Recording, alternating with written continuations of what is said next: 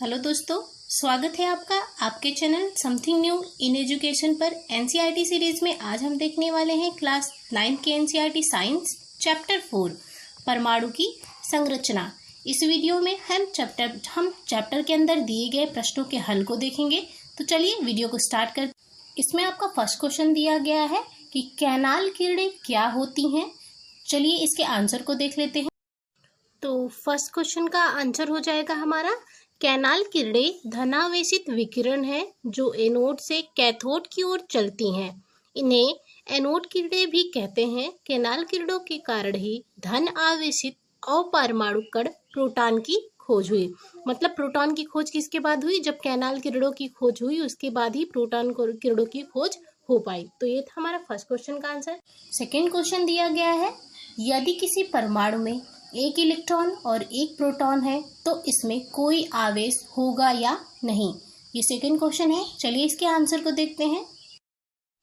Second question का answer हो जाएगा, हम जानते हैं कि प्रत्येक इलेक्ट्रॉन पर एक इकाई ऋण आवेश होता है। मतलब इलेक्ट्रॉन पे निगेटिव चार्ज होता है, एक निगेटिव चार्ज होता है, तथा प्रत्येक प्रोटॉन पर एक इकाई धन आवेश होता है। यानी हर प्रोटॉन पर, प्रत्येक प्रोटॉन पे +1 चार्ज होता है।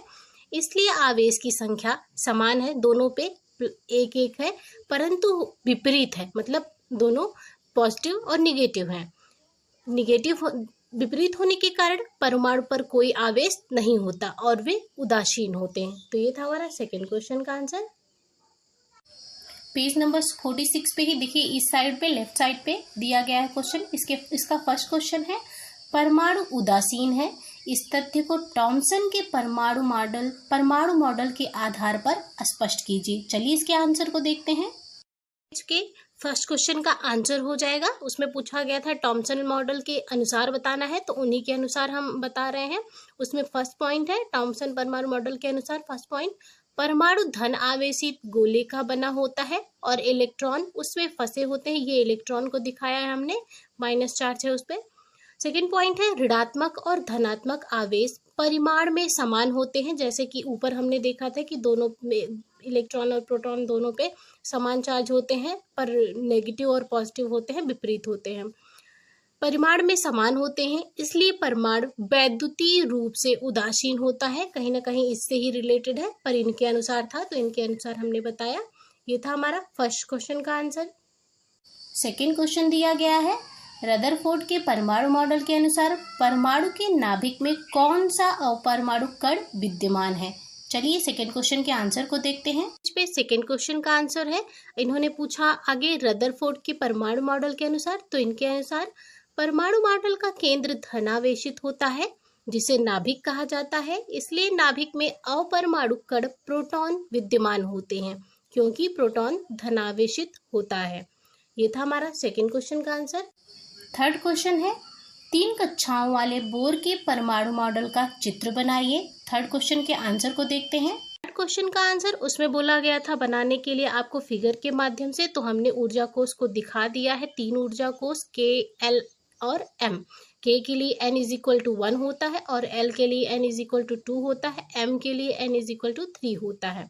ये है आपका नाभिक, यानी जो केंद्र में होता है, जो धनावेशित होता है। ये है किसी परमाणु में ऊर्जा स्तर, मतलब कुछ ऊर्जा स्तर हमने दिखा दिए हैं 3। ये थर्ड क्वेश्चन का आंसर है। फोर्थ क्वेश्चन दिया गया है, क्या अल्फा कणों का प्रकीर्णन प्रयोग सोने के अतिरिक्त दूसरी धातु की पन्नी से संभव होगा। चलिए फोर्थ क्वेश्चन के आंसर को देखते हैं। उनका आंसर इसी में हो जाएगा।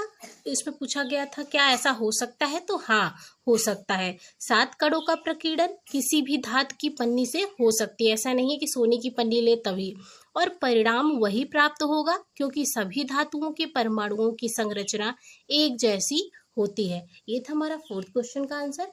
पेज नंबर 46 पे ही राइट साइड पे दिए गए प्रश्नों को देखते हैं। इसमें फर्स्ट क्वेश्चन है, परमाणु के 3 अपरमाणु कणों के नाम लिखिए। चलिए इसके फर्स्ट क्वेश्चन का आंसर देखते हैं। 6 के ही फर्स्ट क्वेश्चन का आंसर है नीचे दिए गए क्वेश्चनों का।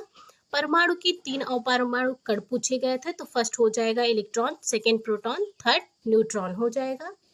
इसका सेकेंड क्वेश्चन दिया गया है, हीलियम परमाणु का परमाणु द्रव्यमान 4U है, यानी 4U है, 4 इकाई है, और उसके नाभिक में 2 प्रोटॉन होते हैं। इसमें कितने न्यूट्रॉन होंगे? चलिए इसका कैलकुलेशन करते हैं। 46 के ही सेकेंड क्वेश्चन का आंसर हो जाएगा। हीलियम का परमाणु द्रव्यमान हम जानते हैं कितना होता है, 4 इकाई होता है। और परमाणु द्रव्यमान क्या होता है हम जानते हैं, न्यूट्रॉनों की संख्या प्लस प्रोटॉनों की संख्या से दिखाते हैं। इसमें हमें परमाणु द्रव्यमान 4 दिया गया है और प्रोटॉनों की संख्या 2 होती है हीलियम की, जो कि क्योंकि उसकी परमाणु संख्या 2 होती है। जब 2 दिया गया है तो परमाणु द्रव्यमान की जगह 4 और परमाणु क्रमांक यानी प्रोटॉन की संख्या की जगह 2 लिखेंगे और पक्षांतर करके हम 4 - 2 करके न्यूट्रॉनों की संख्या कैलकुलेट कर लेंगे, जो कि हमें 4 में से 2 माइनस करेंगे 2 प्राप्त हो जाएगी। अतः हीलियम परमाणु में न्यूट्रॉनों की संख्या हमें क्या मिल गई है, 2 मिल गई है। पेज नंबर 47 पे दिए गए प्रश्नों को देखते हैं। इसमें फर्स्ट क्वेश्चन है, कार्बन और सोडियम के परमाणुओं के लिए इलेक्ट्रॉन वितरण लिखिए। मतलब इसका इलेक्ट्रॉनिक कॉन्फ़िगरेशन करना है। चलिए देखते हैं। पेज नंबर 47 के फर्स्ट क्वेश्चन का आंसर पूछा गया है। पहला कार्बन था तो कार्बन में प्रोटॉनों की संख्या, और हम जानते हैं इलेक्ट्रॉनों और प्रोटॉनों की संख्या बराबर होती है, तो उसकी अनुक्रमांक संख्या परमाणु संख्या क्या है, 6। तो ये ही प्रोटॉनों की संख्या हो गई, यही इलेक्ट्रॉनों की संख्या हो गई। तो इलेक्ट्रॉनिक कॉन्फ़िगरेशन हम कर देंगे तो 2 और 4 में हो जाए, के कोष में 2 जाएगा और एल कोष में 4 जाएगा। 1s2 2s2 2p2 हम जानते हैं ऐसे ही इलेक्ट्रॉनिक वो होता विन्यास होता है। 1s2 2s2 2p2। अब देखिए के कोष में कितना आया है, 2 इलेक्ट्रॉन आया है, और एल कोष में कितना आया है, 2 2 ये 4 इलेक्ट्रॉन आया है। ये कार्बन का था। आगे इसी में सोडियम का पूछा गया है। तो सोडियम का परमाणु संख्या हम जानते हैं 11 होता है, तो प्रोटॉनों की संख्या और इलेक्ट्रॉनों की संख्या 11 हो गई। इसकी इलेक्ट्रॉनिक कॉन्फ़िगरेशन करने पे के कोष में 2 आएंगे, एल कोष में 8 और एम कोष में 1 आएगा। हमारा हम जानते हैं यही इसकी संयोजकता भी हो जाती है। सोडियम की +1 होती संयोजकता हो जाती है। सेकेंड क्वेश्चन दिया गया है, अगर किसी परमाणु का के और एल कोष भरा है तो उस परमाणु में इलेक्ट्रॉनों की संख्या क्या होगी? चलिए इसको देखते हैं। सेकेंड क्वेश्चन का आंसर हो जाएगा, के कोष में अधिकतम 2 तथा एल कोष में अधिकतम 8 इलेक्ट्रॉन रह सकते हैं। जैसे कि हमने अभी दिखाया था, हमने के कोष में 2 फिल किया था, और यहाँ पे 1s2 उसके बाद 2s2 के बाद 2p6 पी कोष में 6 इलेक्ट्रॉन आ सकते हैं। यहाँ पे तो 2 ही है पर 6 आ सकते हैं, तो 6 2 8 हो जाएंगे। एल कोष में यानी एल कोष में कितने आ जाएंगे, 8 इलेक्ट्रॉन आ जाएंगे। चूंकि ये दोनों कोष भरे हैं, किसमें, यहाँ पे क्वेश्चन में बोला गया है कि ये दोनों कोष भरे हैं, इसलिए इस परमाणु में कुल इलेक्ट्रॉन कितने हो जाएंगे, 8 इसमें एल कोष में और 2 के कोष में, दोनों भरे गए तो 8 2 कितने हो जाएंगे, टोटल 10 इलेक्ट्रॉन हो जाएंगे। पेज नंबर 48 पे दिए गए प्रश्नों को देखते हैं। इसमें फर्स्ट क्वेश्चन है, क्लोरीन, सल्फर और मैग्नीशियम की परमाणु संख्या से आप इनकी संयोजकता कैसे प्राप्त करेंगे? चलिए इसके आंसर को देखते हैं। 48 के फर्स्ट क्वेश्चन का आंसर हो जाएगा, हम जानते हैं कि परमाणु के बाह्यतम कक्ष में अष्टक बनाने के लिए जितनी संख्या में इलेक्ट्रॉनों की साझेदारी या स्थानांतरण होता है, वही उस तत्व की संयोजकता शक्ति अर्थात संयोजकता होती है। जैसे कि हमने अभी देखा था कि बाह्य कोष में सोडियम के कितने को इलेक्ट्रॉन थे, 1 इलेक्ट्रॉन थे। अब इसको अष्टक पूरा करने के लिए या तो ये 7 इलेक्ट्रॉन ग्रहण कर ले या फिर अपना 1 इलेक्ट्रॉन दे दे। अब 7 इलेक्ट्रॉन ग्रहण करने से आसान क्या होगा, 1 इलेक्ट्रॉन त्यागना। तो इसीलिए ये 1 इलेक्ट्रॉन त्याग करके अपना अष्टक पूरा कर लेता है, बाह्यतम कोष में 8 इलेक्ट्रॉन पूरा कर लेता है, तो इसकी संयोजकता 1 हो जाएगी।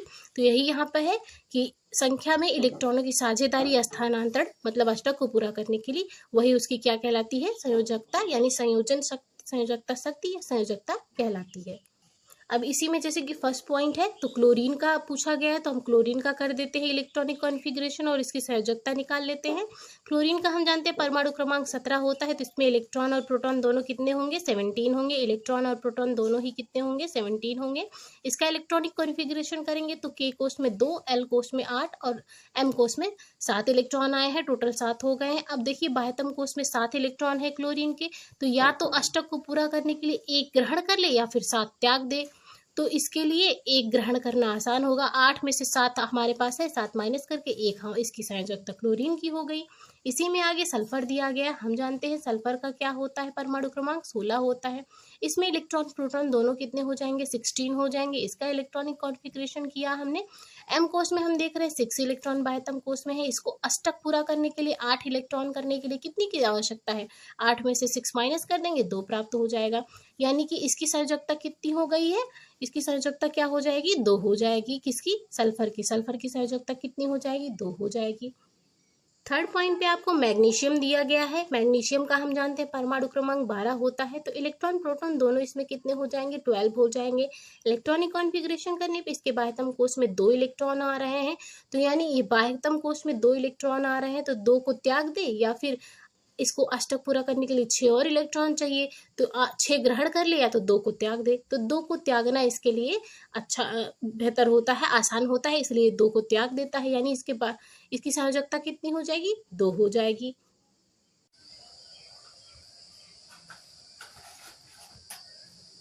पेज नंबर 49 पे दिए गए प्रश्नों को देखते हैं। इसमें फर्स्ट क्वेश्चन है, यदि किसी परमाणु में इलेक्ट्रॉनों की संख्या 8 है और प्रोटॉनों की संख्या भी 8 है, तब इसमें ए पॉइंट है परमाणु की परमाणु संख्या क्या है, बी पॉइंट पे पूछा गया है परमाणु का क्या आवेश है। चलिए इसके आंसर को देखते हैं। 49 के फर्स्ट क्वेश्चन का आंसर हो जाएगा, उसमें ए पॉइंट है प्रोटॉनों की संख्या बराबर परमाणु संख्या होती हम जानते हैं, उसमें पूछा गया था, तो ये 8 हो जाएगा। और बी पॉइंट में पूछा गया है प्रोटॉनों की संख्या जो कि 8 है, इलेक्ट्रॉनों की संख्या के बराबर होता है, तो नेट आवेश कितना हो जाएगा इस पे, प्रोटॉन पे +8 और इलेक्ट्रॉन पे -8, दोनों को प्लस पॉजिटिव और निगेटिव है, दोनों को माइनस करके 0 आ गया, अतः परमाणु पर कोई आवेश नहीं होगा। यह कैसा होगा, उदासीन होगा, न्यूट्रल होगा। इसमें सेकेंड क्वेश्चन दिया गया है, टेबल 4.1 की सहायता से ऑक्सीजन और सल्फर परमाणु की द्रव्यमान संख्या निकालनी है, संख्या ज्ञात करनी है। चलिए ऑक्सीजन और सल्फर की द्रव्यमान संख्या देखते हैं। 9 पे ही सेकेंड क्वेश्चन का आंसर हो जाएगा। द्रव्यमान संख्या दी गई है, क्या होती है, प्रोटॉनों की संख्या प्लस न्यूट्रॉनों की संख्या होती है, हम आगे के क्वेश्चन में भी देख चुके हैं। यहाँ ऑक्सीजन दे दिया गया है जिसका परमाणु क्रमांक कितना होता है, 8 होता है, तो इसमें न्यूट्रॉन भी 8 होते हैं और प्रोटॉन भी कितने होते हैं, 8 होते हैं। क्योंकि प्रोटॉन 8 होते हैं तो द्रव्यमान संख्या जब इसकी 16 होती है, तो ये प्रोटॉन भी न्यूट्रॉन भी कितने हो जाएंगे, 8। द्रव्यमान संख्या कितनी हो जाएगी, दोनों को देखिए प्रोटॉनों की संख्या और न्यूट्रॉनों की संख्या को ऐड कर लेंगे, 8 प्लस करके 16 हमें प्राप्त हो जाएगा। वैसे ही सल्फर में 16 प्रोटॉन और 16 न्यूट्रॉन होते हैं, दोनों को ऐड करके हमें इसकी द्रव्यमान संख्या कितनी प्राप्त हो जाएगी, 32U, यानी 32 इकाई प्राप्त हो जाएगी सल्फर की द्रव्यमान संख्या, और ऑक्सीजन की 16U प्राप्त हो जाएगी। पेज नंबर 50 पे दिए गए प्रश्नों को देखते हैं। चिन्ह H, D और T के लिए प्रत्येक में पाए जाने वाले, यानी हाइड्रोजन, ड्यूटेरियम और ट्राइटियम के लिए प्रत्येक में पाए जाने वाले 3 अपरमाणु कणों को सारणीबद्ध कीजिए। चलिए इसके आंसर को देखते हैं। 50 पे फर्स्ट क्वेश्चन आंसर हो जाएगा। इसमें जैसे बताया गया समस्थानिक, हाइड्रोजन के समस्थानिक को दिखाना है और उनमें प्रोटॉन और इलेक्ट्रॉन और न्यूट्रॉन को दर्शाना है। तो हम जानते हैं उसके 3 समस्थानिक होते हैं, प्रोटियम, ड्यूटेरियम और ट्राइटियम, जिसको इस तरीके से लिखते हैं, या फिर ड्यूटेरियम को D भी लिखते हैं और ट्राइटियम को T भी लिखते हैं। प्रोटियम में प्रोटॉन 1 होता है और इलेक्ट्रॉन भी 1 होता है, आप यहाँ पे देख सकते हैं, क्योंकि द्रव्यमान संख्या भी इसकी 1 है और प्रोटॉन तो 1 है ही, मतलब न्यूट्रॉन कितने हो जाएंगे, 0 हो जाएंगे।